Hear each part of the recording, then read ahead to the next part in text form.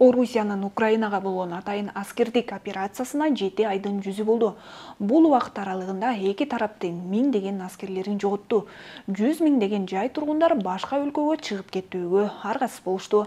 Сентябрда Украина контур чабуулга өткөндөн кийин Орус президенти Владимир Путин жарым-жартылай мобилизация жарыялады. Андан кийин Москва Украинанын оккупацияланган 4 облусунда жасалма референдум өткөрүп, Путин аймактарды Орусияга кошуу келишимине кол койду. Ал арада Украинанын президенти Зеленский мындан ары Путин менен эч кандай сүйлөшүүлөр болбой турганын айтып, аман калуу үчүн мобилизацияланган орус жарандарын багынып берүүгө чакырды. Мобилизациядан улам орус жарандары Орусиядан качып чыгышууда. Мындай кырдаалда Москва мигранттарга көз артып жаткандай. Анткени орус армиясы менен келишим түзсөң, акчалай сыйак аласың, жарандык алуу жеңилдейт деген сунуштар мигранттарга өз эне тилдеринде жарыяланууда. Менин колумдагы эки кагаз дал ушул орус армиясынын курамына кирүүгө сунуштар. Бирөө орус, бирөө кыргыз тилинде жазылган. Кыргыз тилинде жазылганын бизге Сахароводагы миграциялык борбордо илинип турат деп кыргызстандыктар жиберишти. Кайрылууда Россия Федерациясынын куралдуу күчтөрү аскердик кызматка өтүүгө чакырары жазылган. Алардын сунуштаганына караганда келишимге макул болгон жаран стабилдүүлүк, кеңири мүмкүнчүлүктөрдү, татыктуу жашоону, жогорку социалдык статусту тандаганы болот. Эгерде орус армиясы менен 3 жылга келишим түзсө, анда жарандыкты жеңилдетилген шартта тагыраагы 1 жыл ичинде алса болот. Мындай мыйзамды мамлекеттик думанын депутаттары кабыл алышкан. Ай сайын 190 миң рубльдан алып турары көрсөтүлгөн. Келишим түзсө, аскер кызматкери жана анын үй бүлөсүнө социалдык кепилдик жана жеңилдиктер берилет. 18 жаштан жогору ден соолугу чың орусча сүйлөгөндөр армияга өтө алат. Келишим түзүүнү каалагандар үчүн деп дареги дагы жазылган. Эң кызыгы чакыруунун ылдый жагында Сахароводагы миграция бөлүмүндө коргоо министрлигинин өкүлдөрү кабыл алуу иштерин жүргүзүп жатканы жазылат. Дагы бир жолу кайталайм, миграция бөлүмүндө.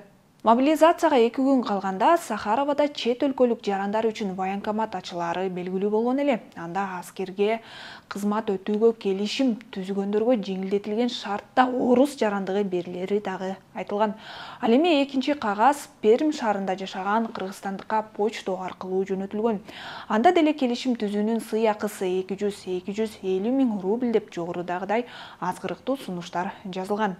Мындай сунушка кызыгып, келишим түзгөндөр канча экенин орус бийлигинен башка эч ким айта албайт.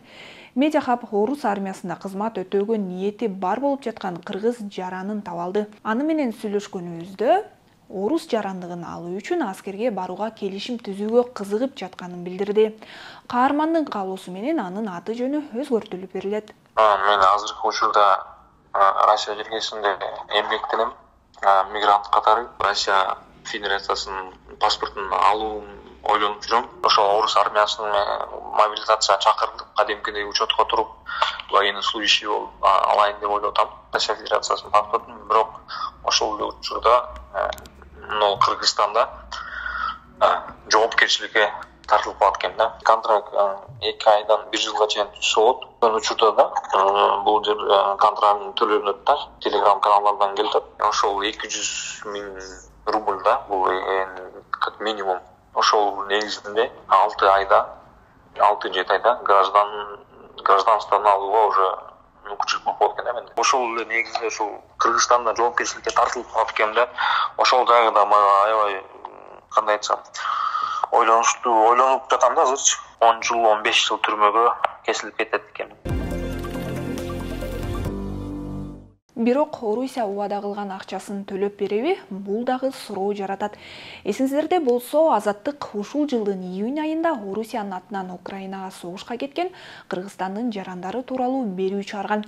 Анда Чеченстан аркылуу Ахмат полку менен Украинага кетип, 3 ок жеп курман болгон 50 жаштагы Кыргызстандын жараны Аманбек Курбанбаев согушка катышканы үчүн эч кандай кененте төлөнүп берилбегенин бир тууганы айтып берген. Ал эми Орусиянын коргоо министрлигинин расмий сайтында жогоруда айтылган 200-250 миң рубль кенемте тууралуу маалымат жок.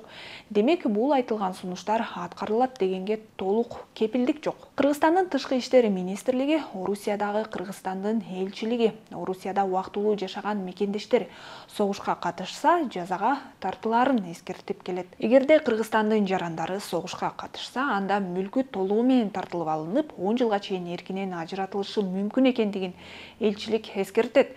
Жана кыргыз жарандарына кандайдыр бир согуштук аракеттерге катышууга чакыруу келип түшкөн учурда элчилик Кыргыз Республикасынын Россия Федерациясындагы дипломатиялык өкүлчүлүгүнө токтоосуз түрдө кайрылууну өтүнөт. Мындан 3 ай мурун кесиптешим Арген Бактыбек уулу Орусия жеке күзөт кызматына жумушчулар керек деген жарыя менен Украинада согушка чакырып жатканы тууралуу иликтөөсүн чыгарган.